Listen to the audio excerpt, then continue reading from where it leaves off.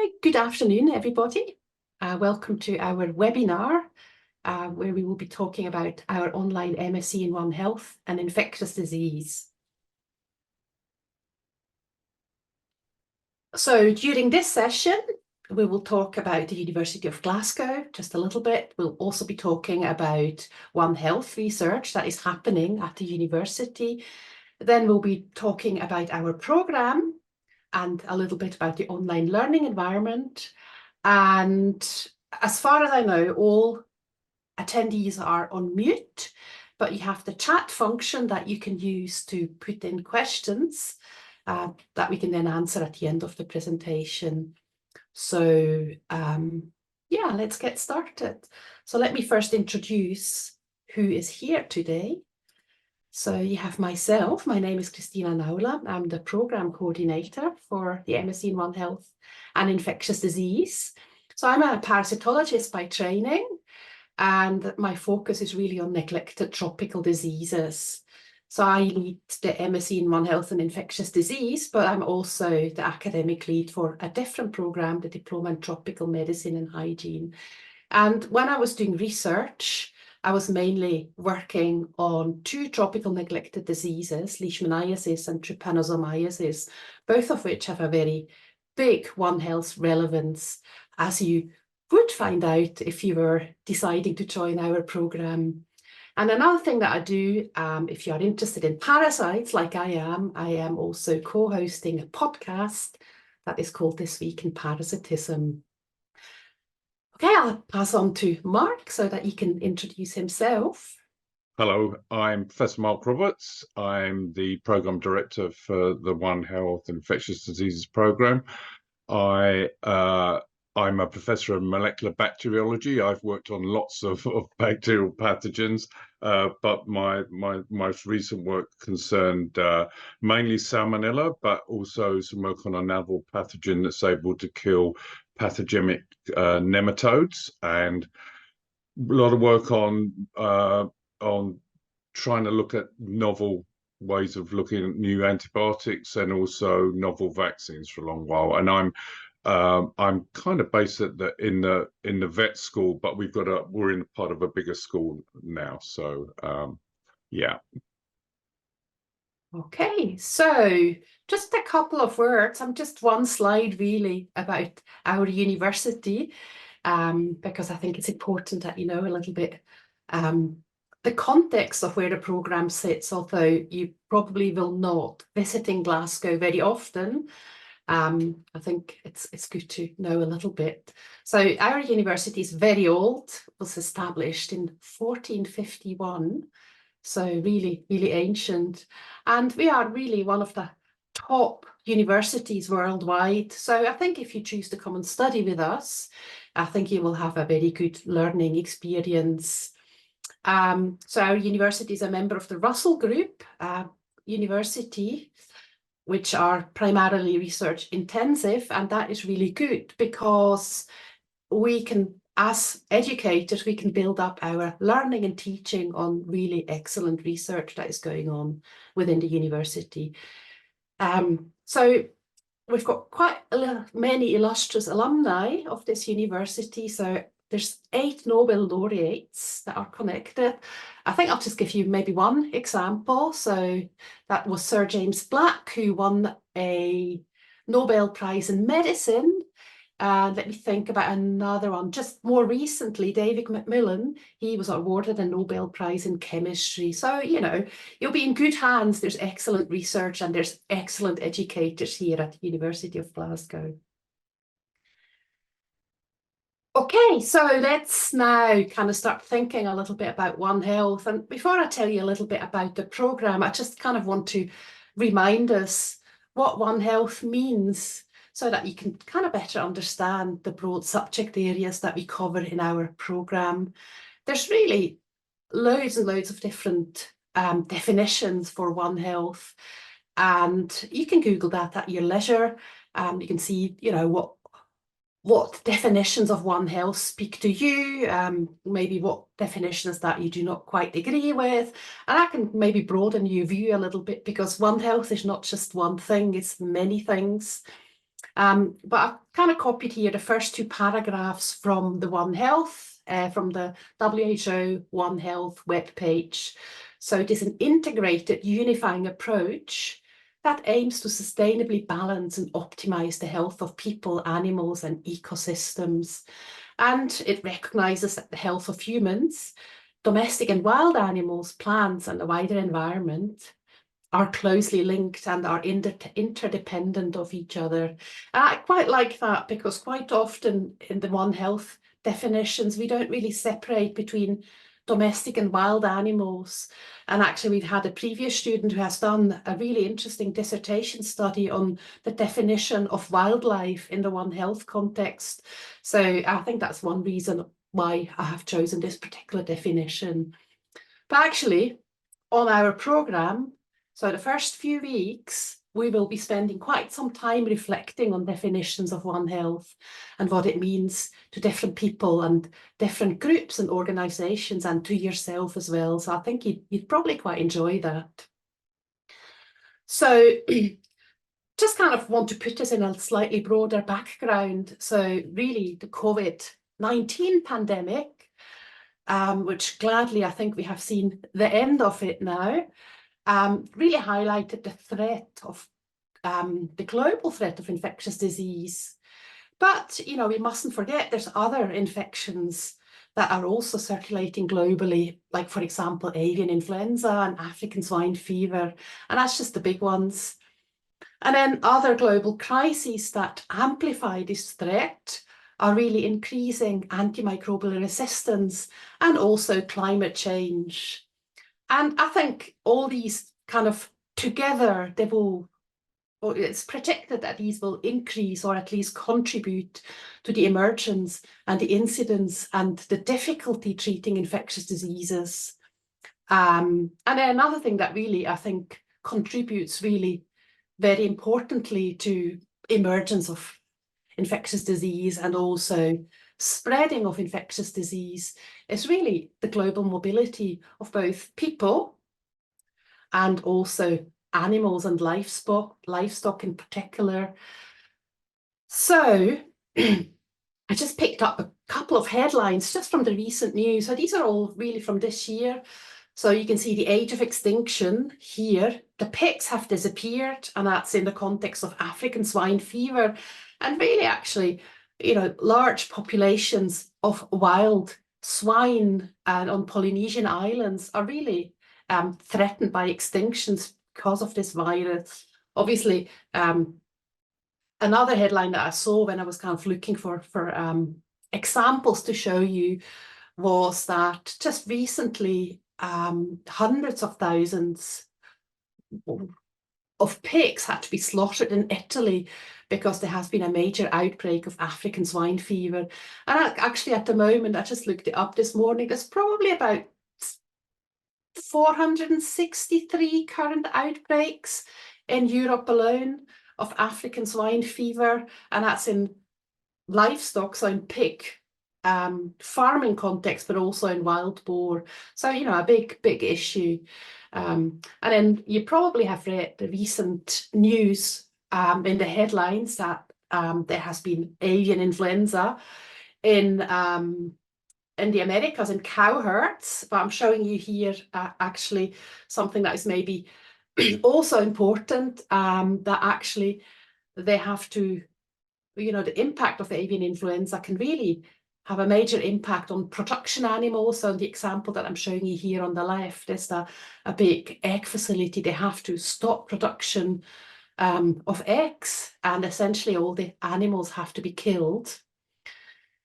And then what else have we got here? Oh, actually, also in the context of bird flu, you know, just recently, we have found that avian influenza has now spread to Antarctica. So really, I think avian influenza is pretty much all around the world now, I think with the exception maybe of Australia, although I would maybe not bet my life on that. And so climate change I mentioned as well. So this is another headline from, I think, last week.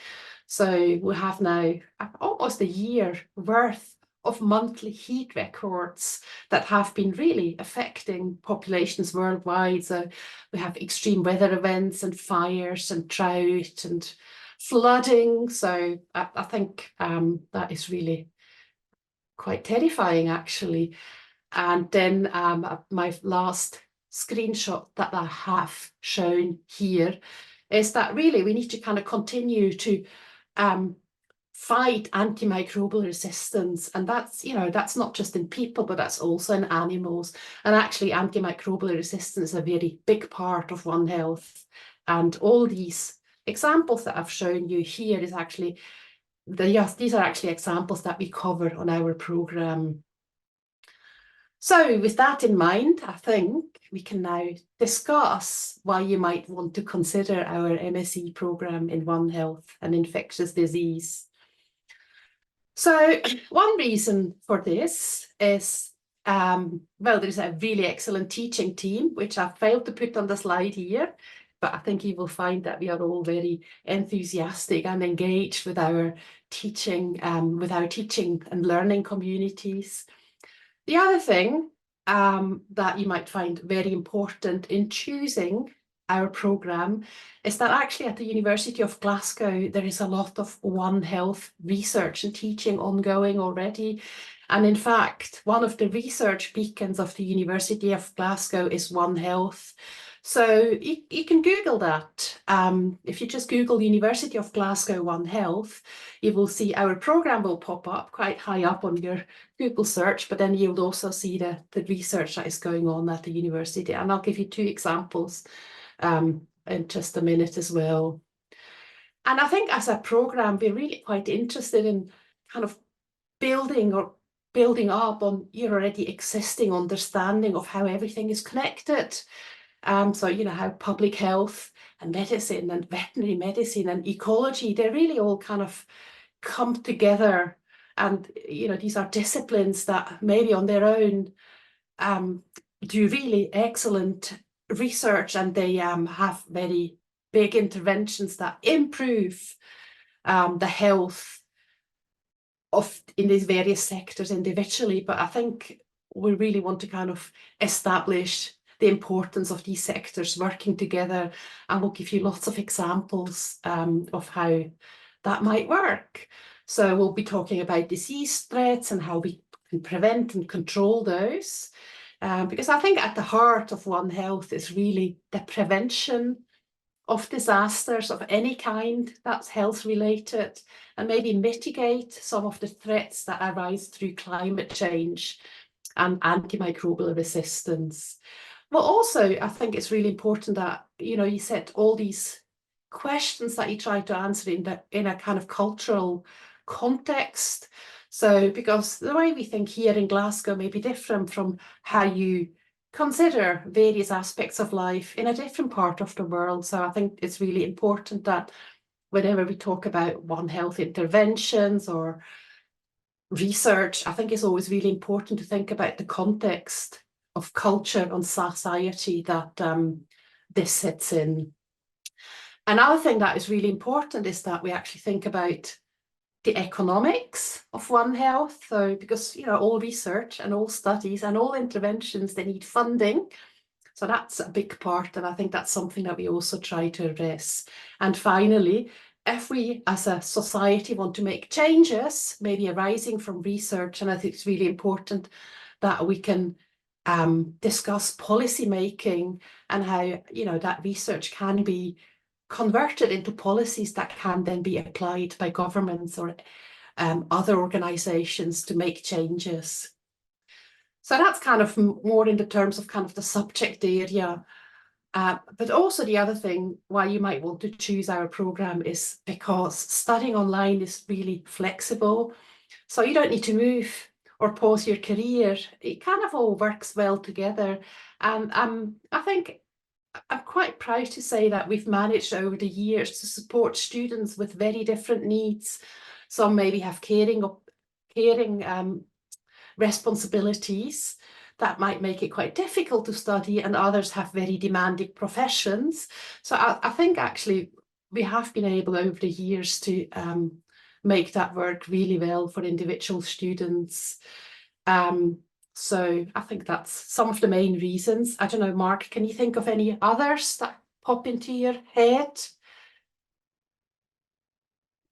No, but what was coming into my head then was really how with a number of our students we really see their progress and growth over the course of the program, and some of them, you know, from being quite timid and maybe in their writing being maybe not that scientific, by the end produce fantastic presentations, fantastic pieces of work, and go on to do wonderful research dissertations, really. So I mean, it's, you know, and it's a pleasure to interact with them.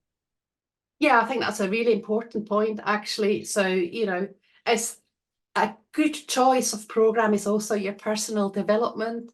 So I think one of the feedbacks that a student has given me once was that they really appreciated to kind of learn to critically think and kind of, you know, maybe read news headline and then rather than just kind of think, oh my God, this is terrible, actually stop and think and maybe find further evidence and question maybe their own beliefs or what they read, and then also actually have the confidence to communicate that to their families, maybe to their colleagues. And I think that that is a really, really nice feedback that we received. And I think that's another very good reason why you might want to choose the program, because it's not all about just subject specific knowledge that you'll be learning. And finally, we do have, I mean, we have a global reach, so we have people from all over the world. So it's really interesting, as you said, their perspective is very different, and I know the other students find that very interesting to see the completely different backgrounds, but all that issue that are particularly relevant in different situations, and I think they learn a lot from that. Yeah, they learn a lot from each other and we learn a lot from them too. Mm. So I think, let me just think, we've got students at the moment who are joining us from Japan. We've got someone in Eswatini. We've got people in Canada, so and Italy. So really, really quite a broad reach. So many reasons why you would want to choose our program. But I did promise you to just give you a little bit. I was just, I'm not going to go on about this, but just want to kind of give you a couple of examples just to illustrate that actually there's a lot of One Health related research going on at the University of Glasgow. And actually, you know, the University of Glasgow does work across the global south with a big focus on sub-Saharan Africa, particularly Tanzania and Malawi. I myself am involved in a collaboration with a Malawian institution, and there's quite a lot of research going on in various parts of the world. So I think that kind of, you know, that kind of illustrates the global reach that we have. And I think collaborations have made a really significant impact on various agendas, you know, that could be national or local, but also kind of in the global context. So just two examples here. So there's currently a new study ongoing, which is taking off. And that's an example where Glasgow researchers really want to improve the understanding of how climate change can increase the risk of mosquito-borne diseases in Scotland, and also kind of prepare maybe for what may lay ahead. So, you know, that we just get a really comprehensive of understanding what mosquitoes there are and what diseases they might carry and how that population dynamics changes over the years. I think that's a really fascinating and interesting project. And I think it's actually got a citizen science component there as well, but I think we need to look that up on the website, so I don't want to promise too much. And then also quite a large group of people are really at the forefront of rabies elimination efforts. And, you know, that reaches kind of in sub-Saharan Africa. I mentioned Tanzania previously, but there's also a lot of research and collaborations going on in the context of rabies elimination in the Southeast Asian context. So that's just two of examples, and quite, two of the bigger examples. But really, I think whatever research you look at, you might actually find that they are, even though they may not necessarily label it as One Health, actually are quite collaborative and multi-sectorial and transdisciplinary in their approaches. So go and have a look, just Google, what is going on. And I've actually given you here a link where you can find more examples. And this is continuously updated. So you've got the web link here. If you can't remember it, you can always look the recording, or you can just use a search engine to search for One Health Research, University of Glasgow, and that should get you started. You might fall down a rabbit hole and spend some hours looking at all the amazing things that happen at Glasgow. So I think we've already talked a little bit about kind of outcomes of the programme earlier when we were talking about why you want to choose that programme. So I think we're going to be really giving you a very kind of broad core set of skills and knowledge and competencies, and all in the context really of of specialised subjects like disease control or human-wildlife conflict, and antimicrobial resistance, just to give you a couple of examples. And we really kind of, we want you to learn a lot, but we also want you to gain depth in your understanding, and also will help you using different assessment methods and also different kind of learning materials. We just kind of want you to help you to learn how to apply the skills and the knowledge that you've been learning in a course. And, we also want you to kind of learn how to think a little bit out of the box, so that you can maybe come up with ideas or solutions to a One Health related problem that you could then maybe take away and develop your career with. And I think with a special focus really on infectious diseases. And I'm just actually going to go back to that. So if you go to our program website, you should also be able to find a full list of intended learning outcomes. So this is just a snapshot of the things that overall in the program you will be learning. And also for each of the courses, obviously we have a special set of intended learning outcomes that you will be preparing you for to achieve. Okay, so here's the program structure. So the course or the program in general lasts 3 years for most of our students, although you can complete over 6 years. So if you need to take a break for whatever reason, you can do that, and then you can join the program later. I've tried to kind of differentiate that, color-coded the years from one another. I hope I have chosen accessible colours here. So in year 1 in blue, we've got themes in One Health, which is a course that will kind of, this is the course that I mentioned earlier, where we'll be reflecting on One Health and what One Health means. And it's a really quite meaty course, but I find it really fascinating. And then we'll also in that course, we'll give you some basic skills on academic writing and, how are you using the learning environment, etc. So, and that sets us then up to really carry on in the programme. Then that's followed by a course that will be kind of discussing on how policy is made in the context of One Health. We do have an expert on policy making who's actually working with the WHO, who'll be leading that course. So I think that'd be really interesting, because we do often say, policy, we need to write a policy document, but actually knowing how to do that effectively and then how to distribute that, or how to kind of make happen what we say, I think can be quite challenging. So that's the first semester. And then in the second semester, we'll have two 10-credit courses. They kind of build up on one another. So we've got one course on zoonotic diseases. So just in case you're not familiar with the term zoonotic diseases, these are infections that can be transmitted from animals to humans. And we'll be looking at various different transmission pathways, because we can also make animals sick, for example. So, and then we'll give you a good, this is quite a broad course and giving you really good examples from all kinds of pathogens.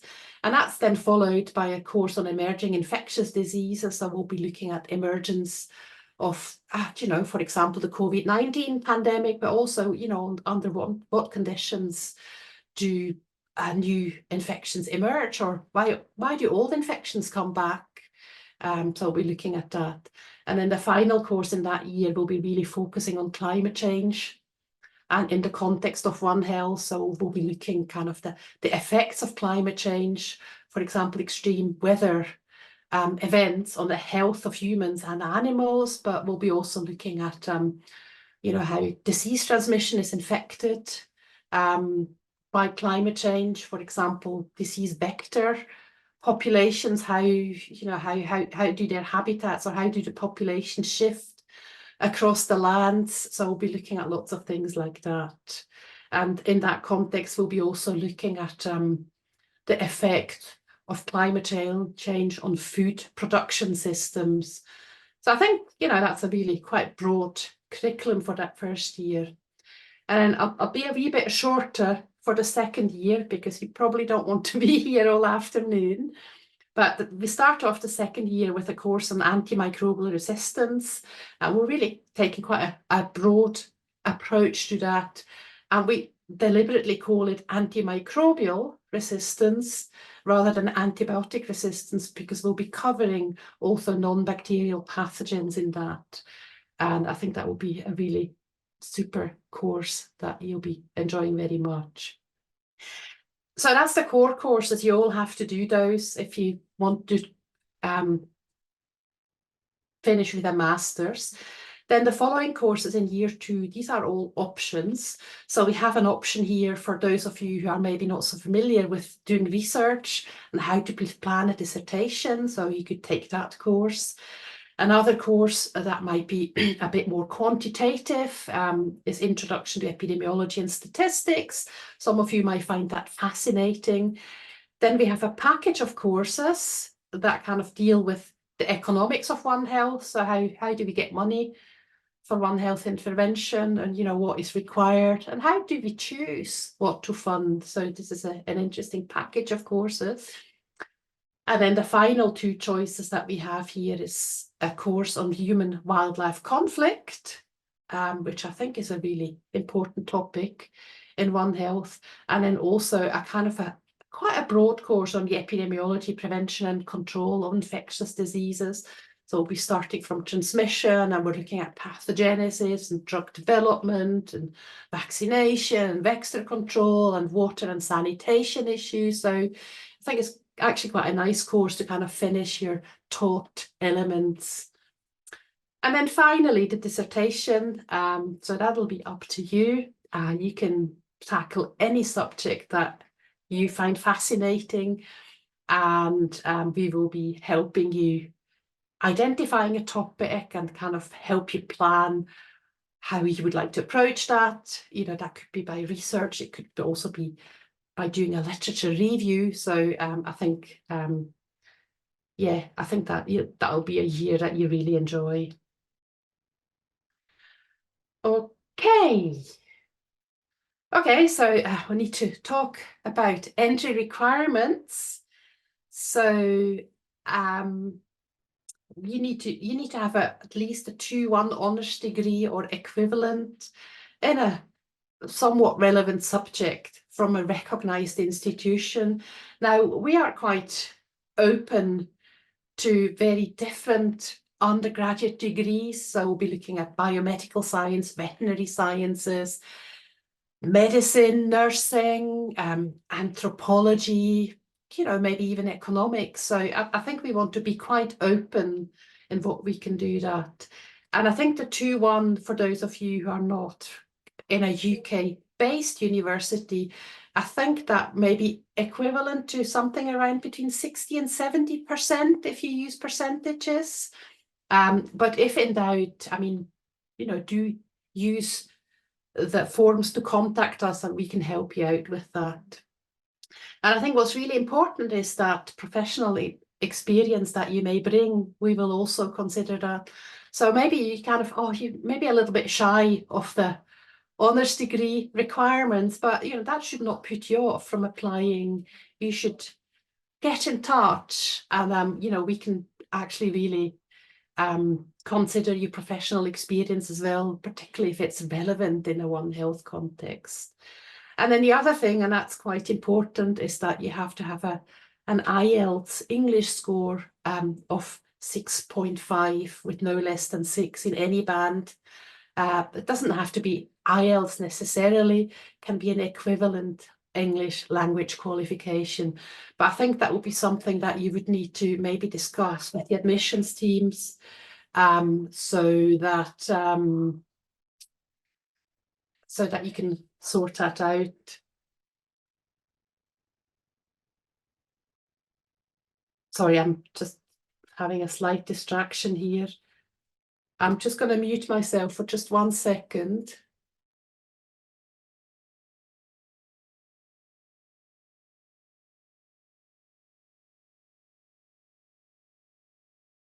Sorry, I'm back.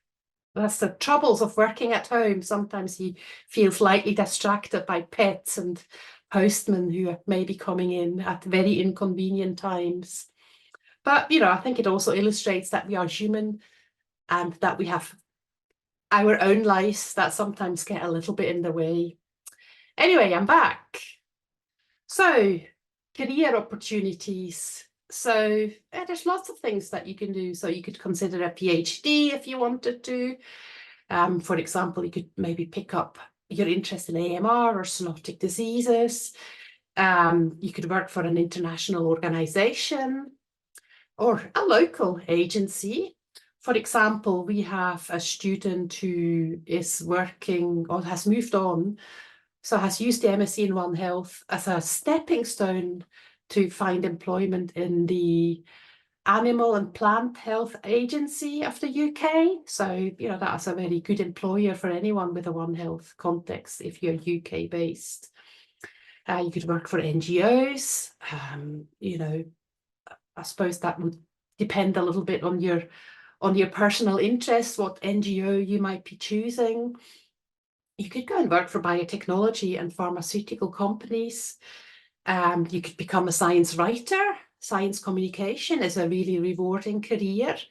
So you could become an editor on one of the One Health journals that are out there. And we have at least one student who has chosen that route, you could become an independent One Health consultant.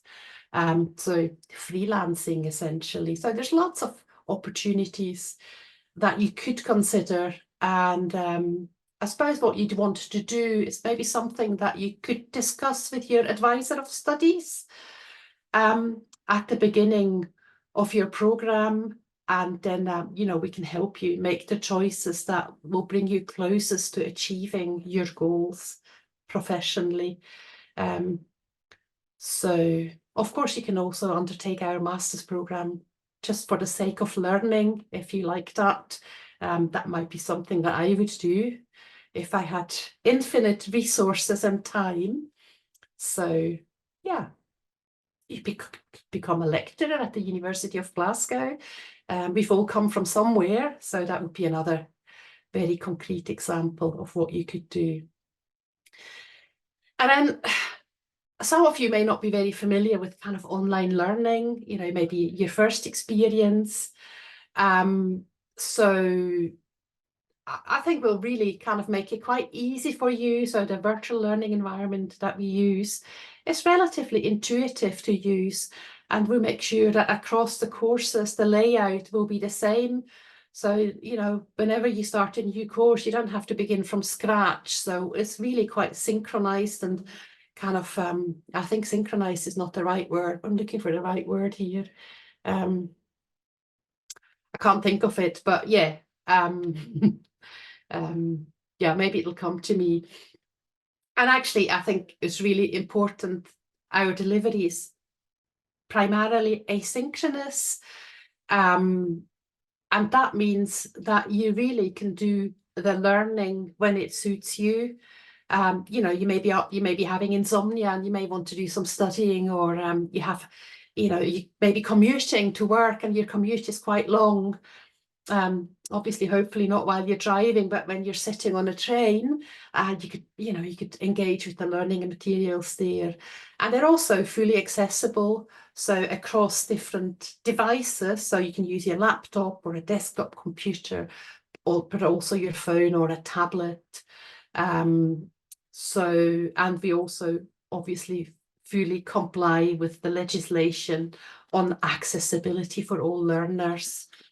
And actually, our virtual learning environment is quite nice because you can kind of personalize it to your needs. There's different font options, for example, or color schemes that you can use. And, you know, sometimes that can make all the difference in having a good learning experience, as opposed to not enjoying it so much just because you could choose a format that you can read well, or that kind of you find visually pleasing. So I think that's quite nice. And then in terms of kind of learning material, we work a lot with discussion boards. So we get you to talk to one another on the discussion boards. We also have a lot of video and audio material that you can enjoy. But any kind of lecture-based or video-based materials, we always offer alternative lecture formats. So for example, you could print out slides, or you could download the MP3 audio file only. So, you know, kind of just to make it easier for you to choose the way, to choose a kind of a way of learning that works best for you, because we do all have different needs. I kind of like learning by audio, for example, but other people maybe prefer reading. So we try and make it work for most of us. The other thing that is really good in our online learning environment, our library has got millions of resources that you can explore. So all the major journals, but a lot of the textbooks that various courses might recommend, they're actually accessible through the university, and quite a few of them you can also download. And we also make sure that our content is generally downloadable and available offline. So you don't have to have a super fast internet connection. You should be able to do your learning while you're camping out in the Scottish Highlands, for example. So yeah, and as already said, that our materials are accessible across devices. And I think that's probably my last information slide, just the key facts. So duration 3 to 6 years, weekly study, probably about 20 hours per week. Now that really depends a little bit on the course, depends on your personal background, what you already know, but I think that's the kind of average it would take for the average student to achieve the intended learning outcomes. And then, you know, terms, the teaching terms are 11 weeks long. So usually if you have a 10 credit course, we have 5 weeks of learning, then a break, and then you start your next 10 credit course. If you have a 20 credit course, you'll be doing 5 weeks of learning, and then you'll have a catch-up week, and then you'll carry on with another 5 weeks. The costs are quite important. So it's £15,000. But I think that, you know, that may or may not change. I'm not involved in the fee setting, but that's what the costs are at the moment. And that kind of works out at £1,667 for a 20 credit course. We have a discount for NHS funded student. So if you are working for the NHS, you should look into that. We start in September, synchronized, so we all start at the same point. So that's really quite good, because then you can meet all your classmates, and then you can work together through the program. Obviously, you may take a break and then you may meet other cohorts, but we'll make sure that that transition is quite smooth.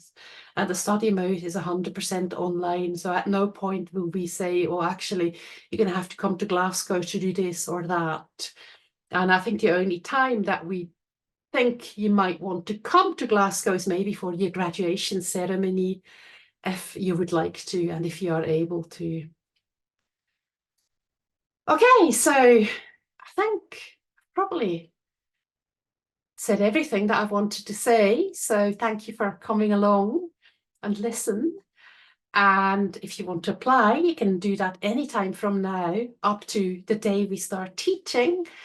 And I've got a link here for you. You can contact our admissions team, or you can visit our online gla.ac.uk website, where you can find a lot more information. Good, Mark, is there anything that I forgot?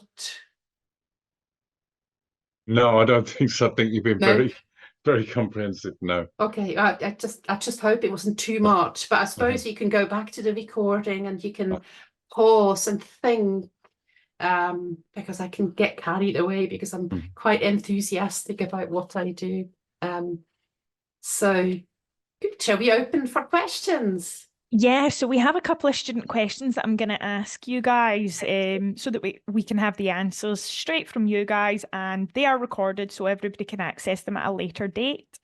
Thank you, Christina. That was an amazing presentation, and you are very enthusiastic, and it's great to hear it because it rubs off for sure. It's always difficult to strike a balance between completely crazy and enthusiastic. So I hope I've got it right. Definitely. So one of the first questions that we've had in is, how can we connect with other students during the programme? How should we do that, Mark? Should we just take turns, or do you want to have a go? I mean, or... I'm happy to have a go. Okay. I mean, one of the things I would say that Christina is incredibly good at interacting with the students, and so the students get to interact with Christina because she's the first person, and with each other really early on, because they'll have these different discussion boards, as Christina says. And what we tend to find happens to them, people will make contact with each other and set up their own groups, so WhatsApp groups, etc. So that will happen very early. And we have a lot of student presentations. And so they get to interact and get to see one another. So they get to see one another and get to know one another very early. And you can see that they develop these groups. And as I said earlier, you can really see the growth in people during that. So they make these connections. I would actually say the interaction with the students, both with the lecturers and with each other, is often more than I see in the face-to-face courses that I teach on and run. So there's a lot of interaction. So I don't know if anything else to add, Christina. Yeah, I think so. What we also try to do during our courses is that we try and kind of organize a virtual coffee meeting, so that we could just get together and have a wee chat. And then I would say probably all our course leaders and course coordinators, we have a kind of an open door policy. Obviously, that means, contact us by email or use the virtual learning environment or Teams to get in touch. But I think generally we're really very responsive. And, we have seen friendships develop and blossom between students who may have otherwise never have met. So just to give you one example, so there's one student who was based in Mozambique, and another student was based in Eswatini, and they are different countries that geographically relatively close, but they've actually met at a charity race, and they kind of been developing their friendships from there. So that's just one example. And I think because we have so many means to actually connect virtually, I think you'll find you won't be lonely. That's excellent. Sounds like such a friendly cohort. moving on. I know there's no in-person events, and we have touched on virtual events. But is there any guest speakers or conferences that students can attend? Yeah, so actually, there's one coming up that might be too soon for you, but every 2 years there's, for example, the World One Health Congress. So there's always a couple of students who may go there or attend virtually. I'm planning on going this year. It's in Cape Town in South Africa. So if you happen to be local, that might be something to consider. And they do actually offer what do you call it, bursaries, for students from limited resource settings, for example. So, and I just have a look locally, there may be other opportunities for you to come. And we have had guest lectures in the past. I did, for example, a couple of years ago, invite a gentleman who's kind of very much interested in kind of making cities work in a modern context. So you kind of, what do our cities need to look like to be sustainable? So, we can, and we sometimes do invite guest speakers, and we also always have guest speakers on our courses. So, we try to find the expertise where we can, and that's very often within the university, but quite regularly it's from other institutions as well. Yeah, we've got a lot of links up with other relevant institutions in Scotland, haven't we? So we've had a lot of good stuff with the Morden, for example. And yeah, in terms of courses, yeah, if we find that there's courses that are available, particularly obviously if they're free, and we will let the students know. I know there was one that came up about antibiotics. I was trying to deal with antibiotic resistance really recently, and we told the students about that. Yeah. Excellent. Another question is, what is it like doing the programme alongside working part-time or full-time? Okay, I'm going to be honest, it can be quite difficult because you do need to invest quite some time in your studies, but we do our best to support you in your individual needs, because that may be quite different for everybody. If you're kind of used to an academic environment and you have maybe recently graduated, it's kind of quite easy to fall back in step with the academic life. But maybe if you've not been in education for 20 years and you have been working, that might be a little bit more difficult. So I think what's important to remember is that you should not underestimate the time it takes to dedicate to your studies, but that shouldn't really scare you, because as a team we do really try and help you and support you individually. And we all have our lives too. We do have our own challenges and difficulties. Families, we have illness, and we know that studying is not always perfect. So I think we'll really do our best to help you, support, but I think it's very important that you do, when you do commit, that you do realize it's going to take up quite a lot of your time.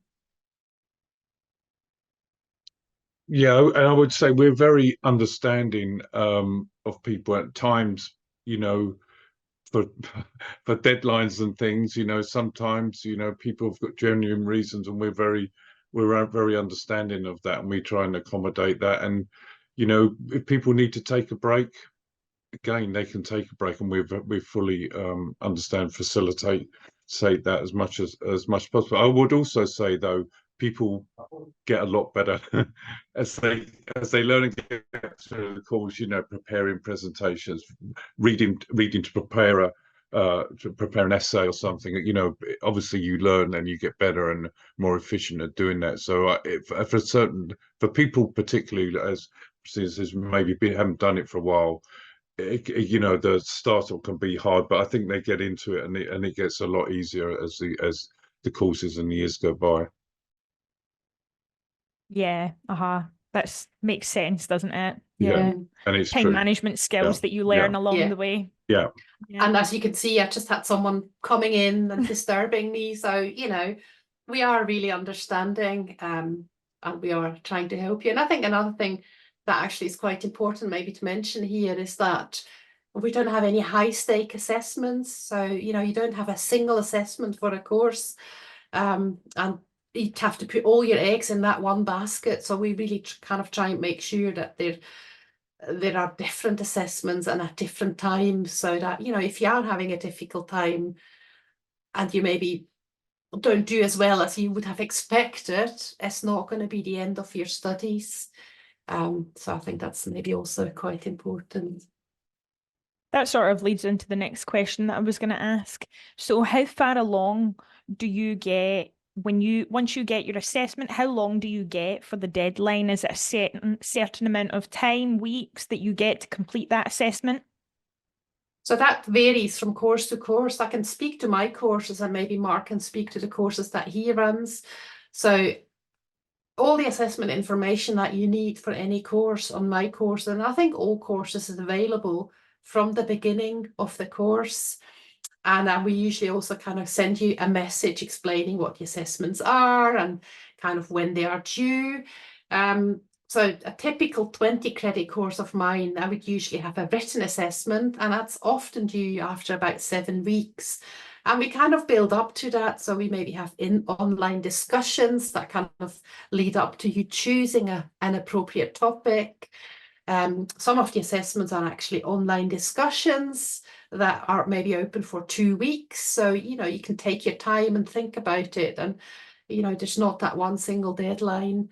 And then on my courses, if it's a 20 credit course, at least, not necessarily for the shorter courses, we also actually try and do oral presentations, because it may sound a bit daunting, but actually they're really fun.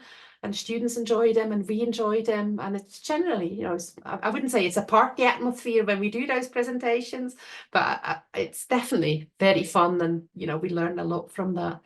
So, yeah, you'd have the information from the get-go. And usually, it's depending on the number of credits. So, but for a 10 credit course, you will usually have 2 assessments. And, that could be a reflective piece of writing of maybe 1,500 words, or it could be contributions to the discussion boards, or it could be a short policy brief, for example, in the context of the policy course. So, yeah.